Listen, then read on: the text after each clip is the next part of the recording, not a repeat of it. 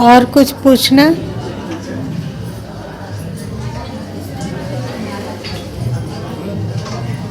बताना चाहते बता दीजिए, हम लोग तो अपना लेवल नहीं सही सही बस कुछ भी कोई जो बताए।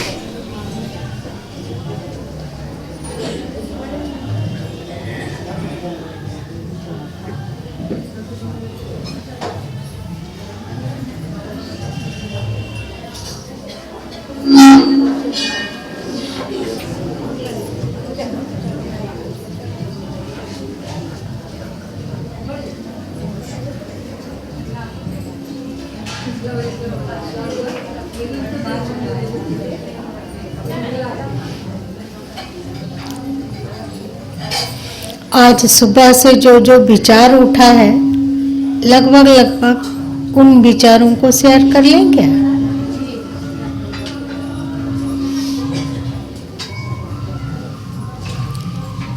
सुबह विचार उठा कि आज दीपावली के एक दिन पहले के दिन को क्या कहते हैं?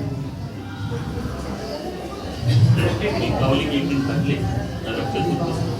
नरक चतुर्दशी और यम चतुर्दशी और छोटी दिवाली गुरु माँ के अंदर में आया कि नरक चतुर्दशी कहा गया इसलिए क्योंकि नरकासुर का वध किए भगवान श्री कृष्ण ने, तो उसको नरक चतुर्दशी कहा जाने लगा क्योंकि उस दिन मृत्यु हुई थी, इसलिए उसको यम चतुर्दशी कहा जाने लगा। मृत्यु हुई थी ना नरकासुर की, तो इसलिए उसको यम चतुर्दशी कहा जाने लगा। तो इस दिन को कृष्ण चतुर्दशी क्यों नहीं कहा जाए?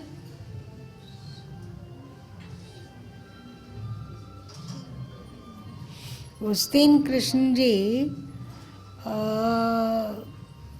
नरकासुर को वध किए और फिर शाम को अपना द्वारिका लौटे। उनका स्वागत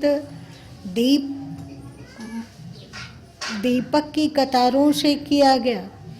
दूसरे दिन बहुत बड़ा उत्सव मनाया गया कि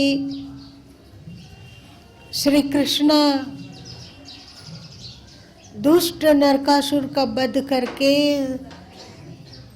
एक बहुत बड़ी विजय प्राप्त की है।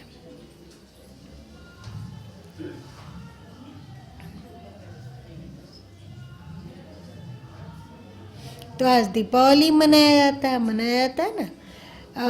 त्रेता और द्वापर दोनों से ये जुड़ा हुआ है। त्रेता में राम जी दीपावली के एक दिन पूर्व शाम के समय में लौट आए। उस समय तो लोग खुशी मनाए ही, लेकिन उस भरपेट नहीं हुआ। प्रोग्रामिंग करके फिर दूसरे दिन भरपेट दीपक जलाया गया, खुशी मनाया गया और सबके सब नए कपड़े पहने, नए लोगों से मिलने जुलने निकले, प्रेम और अपने राम के प्रति गौरव का बोध छा गया। सबके भीतर राम के लिए श्रद्धा और भक्ति थी कि नहीं? दूसरा यही कहानी कृष्ण जी के साथ हुआ ना। कृष्ण जी भी नरकासुर को वध किए, जो एकदम धरती पर त्राही त्राही मचा रहा था, उसका वध किए और वे भी लौट के आए और दूसरे दिन खूब दिवाली मनाई गई। और फिर तीसरी बात कि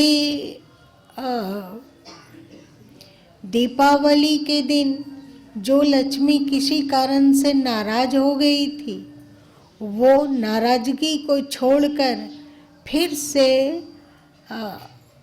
अपने बच्चों को स्वीकार कर ली। तो आज के दिन इसलिए भी मनाया जाता है कि बच्चे लोग माँ लक्ष्मी की नाराजगी का कारण दूर करी ना, और लक्ष्मी जी अपने बच्चों को स्वीकार कर ली। तो इसके उपलक्ष्य में भी दीपावली मनाई जाती है। ये सब ठीक है। तो कल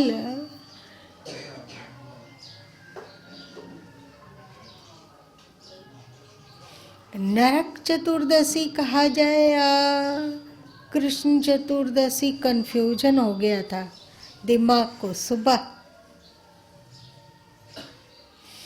तो लगा कि अपनी अपनी भावना के अनुसार सब कोई कुछ भी कहने को तैयार है।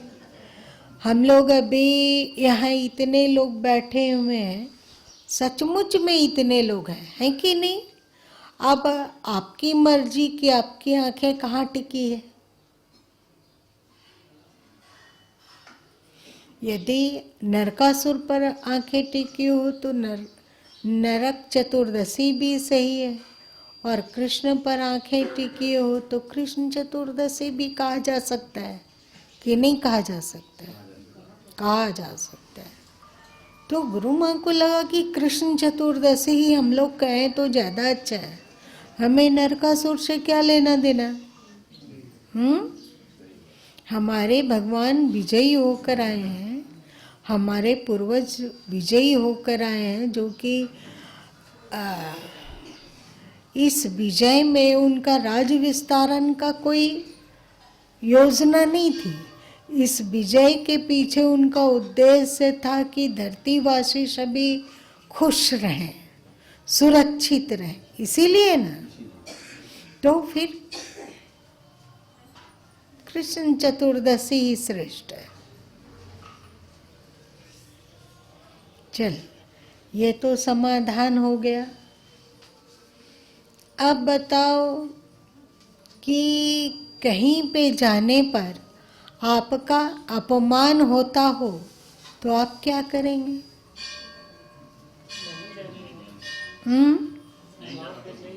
नहीं जाएंगे, जाना पसंद नहीं। आप बोलिए फौजी जी, आप कितने साल से आश्रम आ रहे हैं? मैं 21 साल से आ रहा हूँ। 21 साल बाद। और आपका अरुण जी? 33। और आपका किशोर? 21 साल। तो 21 साल एक लंबा पीरियड होता है। तो आपका आश्रम आने पर निरादर भी हुआ होगा कभी? हुआ होगा।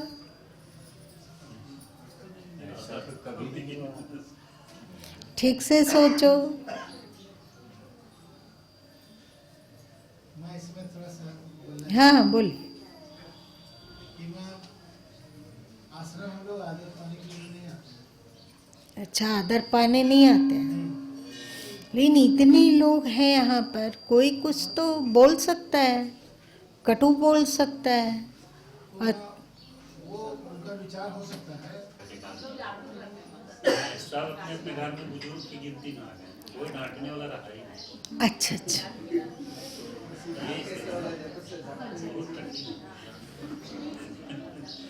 ये पद भी मैं तो एक वरिष्ठ नागरिक हूँ, उम्र में ज़्यादा ही है अभी, तो मुझे याद है कि एक ही बार गुरुदेव जी आप थोड़ा सा डांट के बोले, जिस दिन मेरी माँ की आखिरी दिन था, उस दिन मैंने जब आप मिले, मैं पहले आ जाता हूँ तो आप भी निकले, बंदगी किया तो आपको पता चल गया होगा शायद, इसलिए आपने ऐसा बोला कि जाइए जाइए, आप क्यों आए जान, जाइए उधर माँ की सेवा कीजिए, नहीं यहाँ सेवा की ज़रूरत नहीं है, ऐसा रूखा बोले। मुझे जो है थोड़ा लगा तो ज़रूर, लेकिन मैं वापस गया तो बाद में पता चला कि मेरी माँ की आखिरी दिन है तो वो सेवा करना जरूरी थी।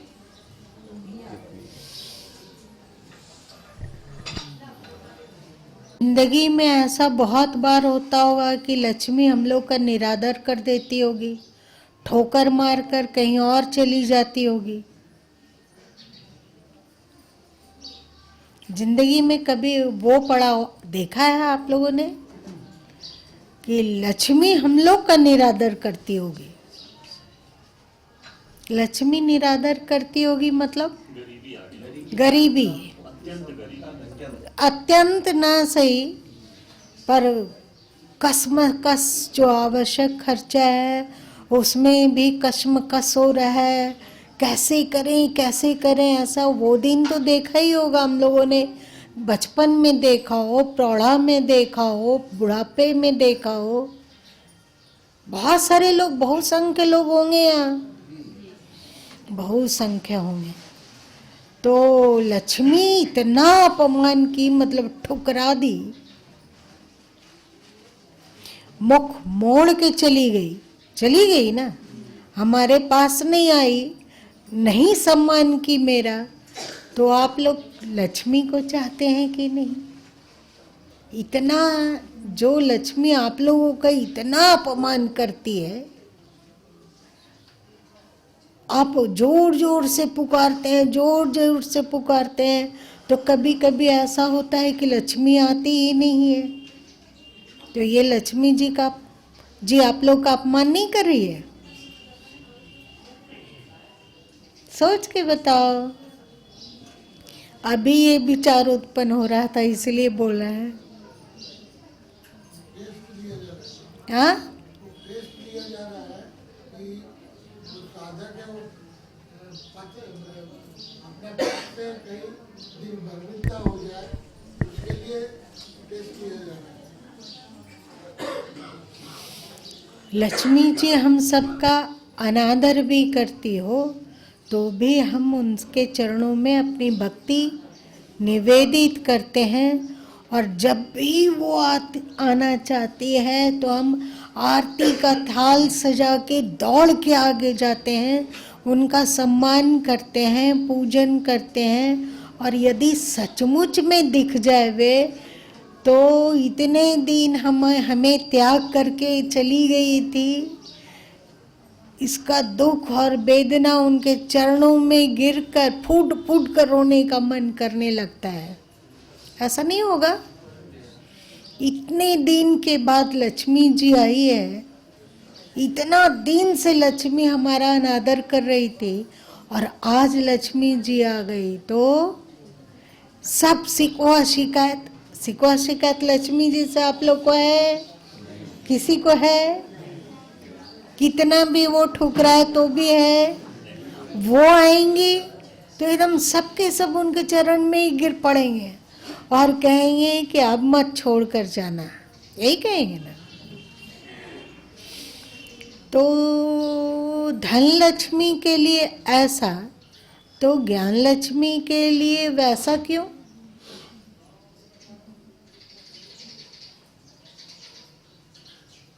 मतलब क्या हुआ? क्या बोल रहे हैं गुरु माँ? ज्ञान लक्ष्मी के लिए आने पर माँ वैसे ही पलक पावड़ बिछा के जो भक्त है वो इंतजार करता है। अच्छा, हाँ, कि माँ पधारे। बहुत दिन लग गया, बहुत विलम्ब हो गई, पता नहीं कुछ अपने में गलती रही होगी, कुछ त्रुटि रही हो, माँ आप पधारो। लक्ष्मी जी आपको ठुकरा दे तो आप लक्ष्मी जी के द्वार पर खड़ा रहेंगे, द्वार में जाएंगे या नहीं जाएंगे? क्या आप भी ठुकरा के एक तरफ हो जाएंगे? जाते ही हैं लोग, तभी लोग जाते हैं। और ज्ञान लक्ष्मी के के दरवाजे पर जाते हैं। ज्ञान लक्ष्मी का ये महत्व ज्यादा है। ऐसा कोई इसमें यहाँ पर 19-20 वाली बात नहीं है। लेकिन ज्यादा बिना- चार्ज धन लक्ष्मी का होता है, ज्ञान चाहिए। नहीं। बिना ज्ञान लक्ष्मी का धन लक्ष्मी का नहीं, इसका मतलब ये हुआ कि हम लोगों को याद रखना चाहिए कि हम लोग आश्रम में ज्ञान लेने के लिए आते हैं कि नहीं? ज्ञान लेने के लिए आते हैं। तो यहाँ यदि लगता हो कि हमारा अपमान होता है, अनादर होता है। अनादर होता है, तो यदि आप धनलक्ष्मी के यहाँ जा सकते हैं, अनादर पाने के बाद भी उनके द्वार पे जाना चाहते हैं, तो वैसे ही ज्ञान लक्ष्मी के लिए भी यहाँ अनादर होता हो तो भी ऐसे नहीं लगता है कि किसी का अनादर होता हो।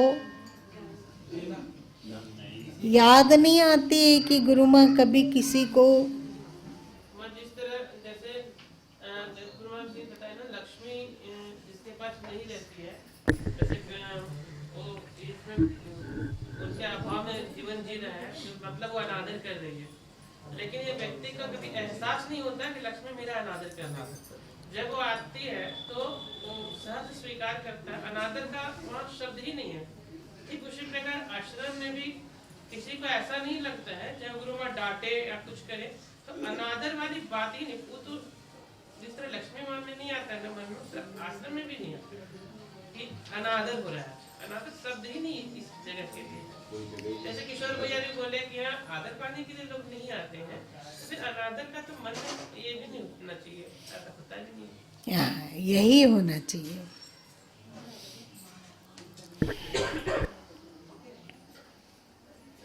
और आप लोगों को पता होगा कि जहाँ आज गणेश जी की पूजा होती है, ये सब हमारे पूर्वज लोग एक बहुत ही अलंकारिक भाषा में परोसे हैं।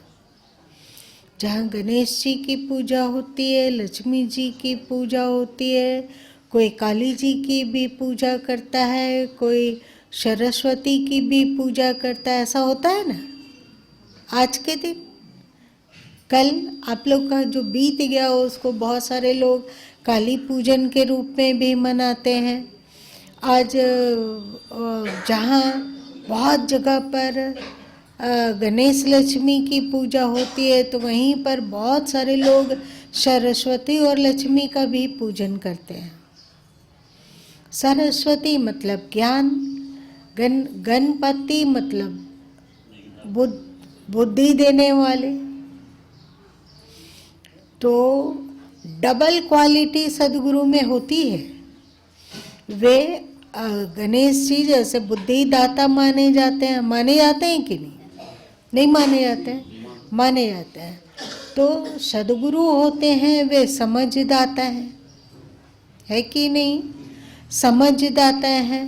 और सरस्वती के रूप जो ज्ञानदात्री है, मतलब विद्यादात्री है, तो सदगुरु विद्यादात्री भी है। सदगुरु विद्यादात्री भी है अथवा विद्या देने वाले भी हैं, और साथ साथ में बुद्धि देने वाले हैं। जहाँ विद्या और बुद्धि रहे वहाँ पे गरीबी नहीं आ सकती है। वो देर से सबेर से हो सकता है कि 1 साल देर लग जाए, 5 साल देर लग जाए, कोई जटिल प्रारब्ध हो तो 8 साल देर लग जाए, लेकिन फिर आएगी ही आएगी। क्यों? जहाँ बुद्धि रहेगी और विद्या रहेगी तो वहाँ पर शुभ कार्य बहुत होगा, शुभ कार्य होगा।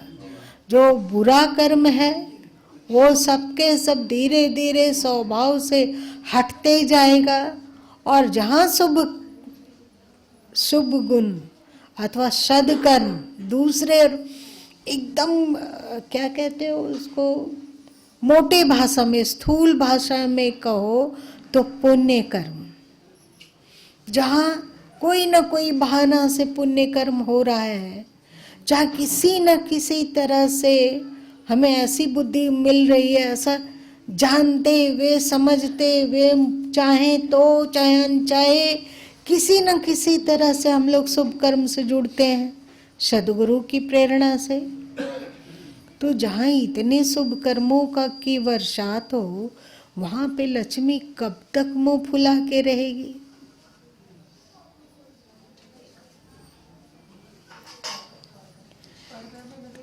तो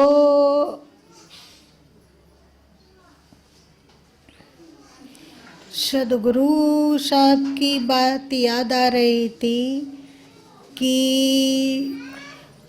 पूजा गुरु की कीजिए सब पूजा जाहि माही, उल्टी जो सींचे मूल तरु फूले फले अगाई।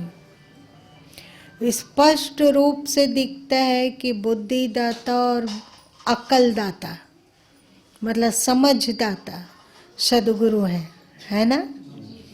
और जहाँ अकल दाता और समझदाता है, वहाँ पे लक्ष्मी बहुत देर दिन तक रूठी हुई नहीं रह सकती है। तो 3 in 1 नहीं लग रहे हैं सद्गुरु?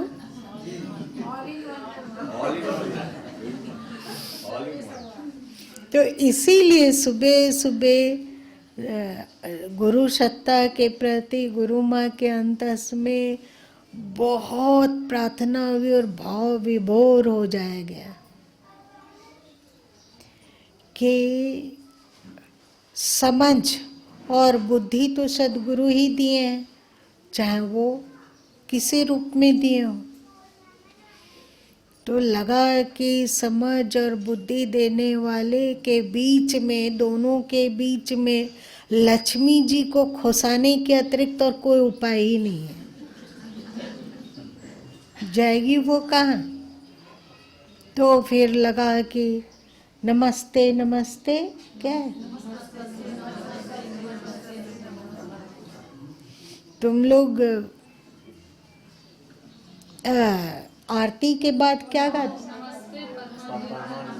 फिर से एक जन बोलो। नमस्ते परमादेव, नमस्ते पुरुषोत्तम, नमस्ते विष्णुदेव, नमस्ते पुरुषोत्तम। और एक है श्लोक, 2 श्लोक है।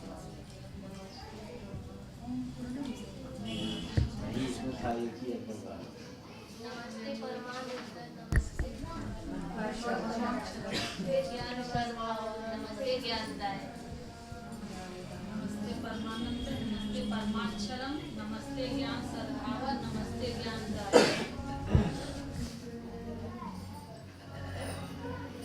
ज्ञान देने वाले और बुद्धि देने वाले उस सद्गुरु सत्ता को बारंबार प्रणाम।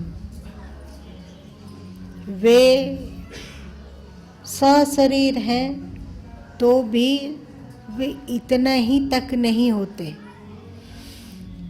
जितने आज तक सद्गुरु सत्ताएं हुई है भूतकाल में, और जितनी सद्गुरु सत्ताएं आज धरती पर है अथवा भविष्य में जितनी सद्गुरु सत्ताएं होने वाली है, उन सब का मूर्त रूप वर्तमान के सद्गुरु होते हैं। वो केवल अपने आप को धारण किए हुए नहीं है, प्रत्युत समस्त भूत भविष्य वर्तमान के सद्गुरु सत्ता को वे धारण करने वाले हैं। इसलिए हम सद्गुरु के चरणों में सिर झुकाते हैं तो समझो कि ज्ञान, बुद्धि और धन, मतलब लक्ष्मी, गणेश और सरस्वती, ये काली जी वगैरह भी जो कुछ है सो सब में, सब कुछ उनमें है। कभी कभी सद्गुरु का काली रूप देखने को मिलता है कि नहीं? जब वे देश की बात करते हों, धर्म के बारे में बोलते हों अथवा अपने राष्ट्र की चर्चा करते हो अथवा और इसी तरह का तो है ना, बुराइयों के प्रति आक्रोश, बुराइयों के प्रति वीर भाव, तो सब तो वो ही है। इसलिए सुबह सुबह ही सदगुरु सत्ता को बहुत नमन हुआ। बताओ क्या क्या चीज आज गुरु माँ के दिमाग में आया है? नरक चतुर्दशी वाले को कृष्ण चतुर्दशी को करना है। और अनादर नहीं होना चाहिए, जैसे लक्ष्मी अनादर करते हैं तो भी ज्ञान के लिए सदगुरु में सब। जैसे लक्ष्मी को अनादर करने के बाद भी हम लोग उनके दरबार में जाते हैं, उसी तरह से ज्ञानदाता में अगर अनादर भी कुछ हो तब भी जाना चाहिए।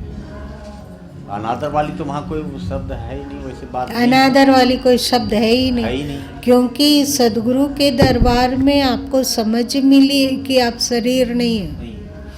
और जहाँ शुभ और श्रेष्ठ हो वहाँ अनादर हो या आदर हो, चाहे कुछ भी हो, वहाँ जाके नमन करना ही चाहिए।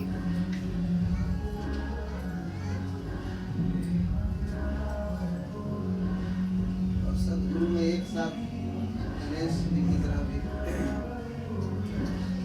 ज्ञानदाता, सरस्वती की तरह विद्या दाता है, तो सारे और लक्ष्मी की तरह धनदाता है, और काली की तरह अधर्म के प्रति खड़े रहने की शक्ति प्रदान करना, सब कुछ है। जी, समावेश इसलिए सदगुरु के शरण में रहने से चाहे भौतिक हो चाहे आध्यात्मिक उन्नति होना। जब बोल दिया गया गुरु ब्रह्मा, गुरु विष्णु, गुरु देव महेश्वर, तो फिर तो बाकी क्या है? गुरु साक्षात परब्रह्म है, तो परब्रह्म में ही तो सब देवी देवता जितने भी हैं, लक्ष्मी सरस्वती, वो सब तो उसी में समाई है, तो कोई अलग से तो सोचने की जरूरत ही नहीं है।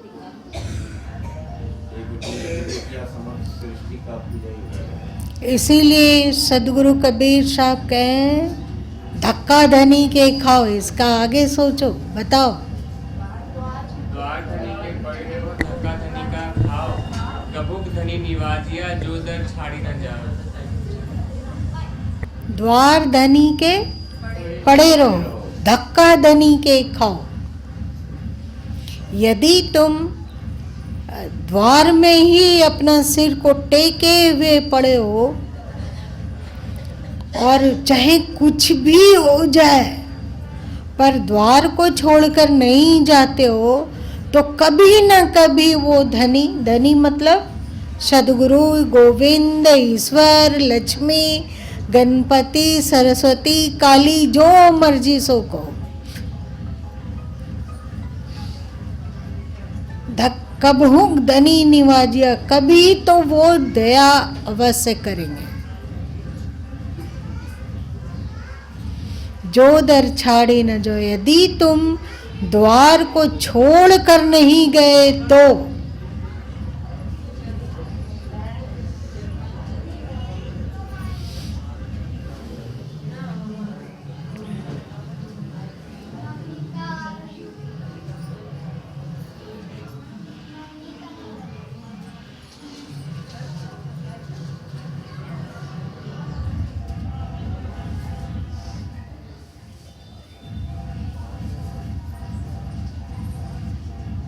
गुरु संबंधी दो चार यदि श्लोक हो तो बोल दो जल्दी से।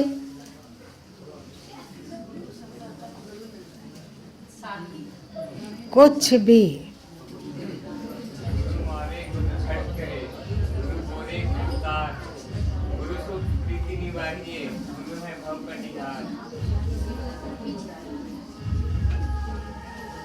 अच्छा, कुछ नहीं आ रहा है तो 58 रमैने ही बोल दो, सबके सब समवेत। हमारी सेवा सेवा तो कह राजदेव हो देवा। अंतंग देव छुड़ाई और बात सुनो किचुआई। उत्पत्ति पर ले देव दिखाई करो राज सुख बिल सौदाई। एक बार न हुई है वाको बहुरी जन्म न हुई है ताको। जाए पाप सुख हुई है गाना निश्चय वचन कबीर के माना। जैसे जमानो हमारी सेवा तो कह राजदेव हो देवा। अगम दुगम गढ़ देव छुड़ाई और बात सुनो किचुआई। उत्पत्ति पर ले देव दिखाई करो राज सुख बिल सौ जाए। एक बार न हुई है वाको बहुरी जन्म न हुई है ताको। जाए पाप सुख हुई है घना निश्चय वचन कबीर के माना। ऐसे मानो हमारी सेवा तो कर राजदेव हो देवा। अगम दुगम गढ़ देव छुड़ाई और बात सुनो किचुआई। उत्पत्ति पर ले देव दिखाई करो राज सुख बिल सौ जाए। एक बार न हुई है वाको बहुरी जन्म न हुई है ताको। जाए पाप सुख हुई है गना निश्चय वचन कबीर के माना। जाए पाप सुख हुई है घना निश्चय वचन कबीर के माना। जाए पाप सुख हुई है घना निश्चय वचन कबीर के माना। अब ये बताओ कि इस पद में आप लोग गणेश जी की झलक पाए। बुद्धि तैसुत मानो, वो बुद्धि ही तो है ना। अच्छा, सरस्वती का अक्ल है ना इसमें, और ये सरस्वती वाला अक्ल भी इसी में है, इस पद में है। और लक्ष्मी वाला अक्ल भी, लक्ष्मी की उपस्थिति का आश्वासन भी इसी में है। विद्या बुद्धि लक्ष्मी सब कुछ तो इस पद में है। और तो जाने दो, ये जो ऑल इन वन सदगुरु हैं वे तो डंके की चोट पर कह देते हैं कि जाए पाप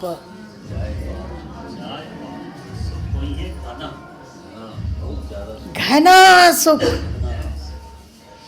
पाप नष्ट होंगे, तू चिंता मत कर। और क्या चाहिए हम लोग को? इसलिए क्या गाती है नमन आपका है।